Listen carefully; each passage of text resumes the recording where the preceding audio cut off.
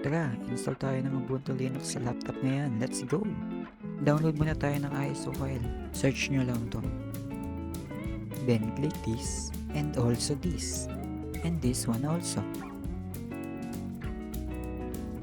At dahil meron na ako, ika-cancel ko na to.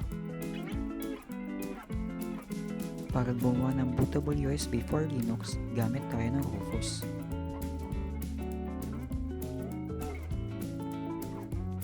Automatic nang madedetect ang USB nyo.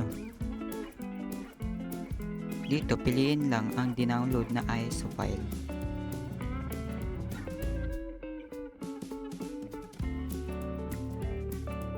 Sa partition scheme, piliin ang GPT.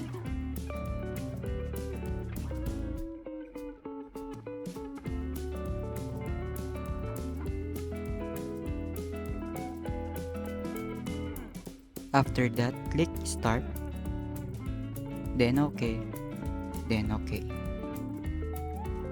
At hintayin lang matapos.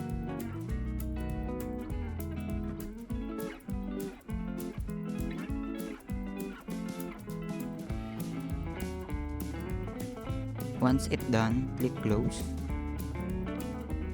At i-check ang laman ng USB.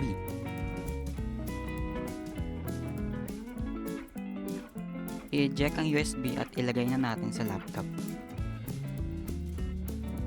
Ito ang USB at ipapasok na natin sa laptop. Op, mali.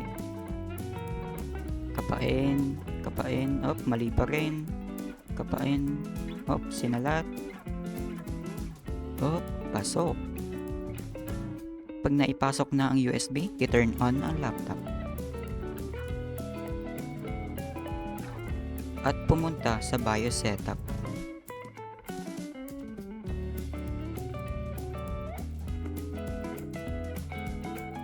Dito, pumunta ng startup or boot at baguhin ang boot priority. Ilagay ang USB sa boot priority 1 at gawing 2 ang storage nyo. After that, click escape sa keyboard. Pumunta sa Restart and choose Exit Saving Changes or press F10 and OK. Dito, choose nyo lang yung unahan.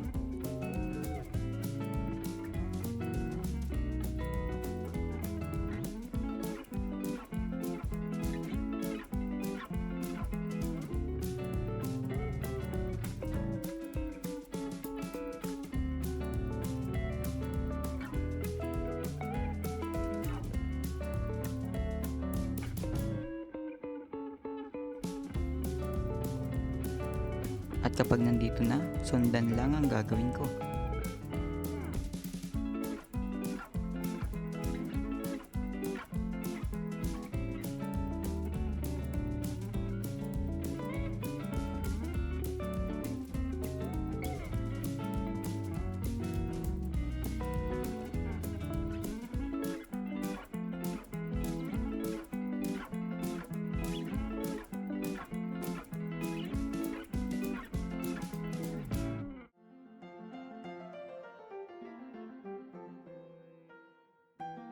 After installation, click Restart Now.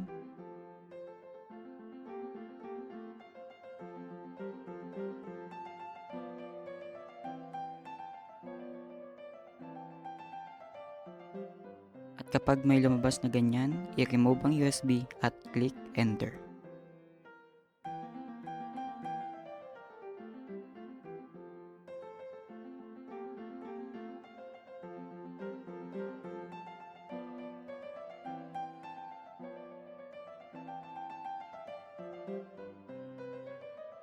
Pag lumabas ang ganyan, ilagay ang sinet na password at click Enter.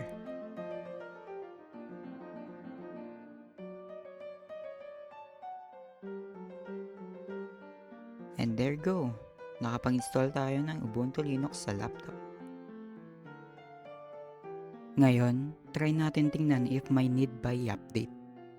Para ma-check, punta tayo ng terminal at gayahin ang ilalagay ko.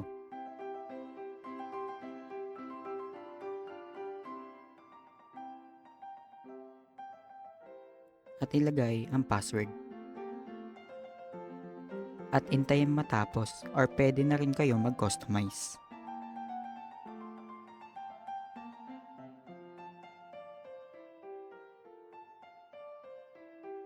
Pag natapos na, gayahin lang ang nilagay ko at click enter. After that, tapos na. Restart na lang.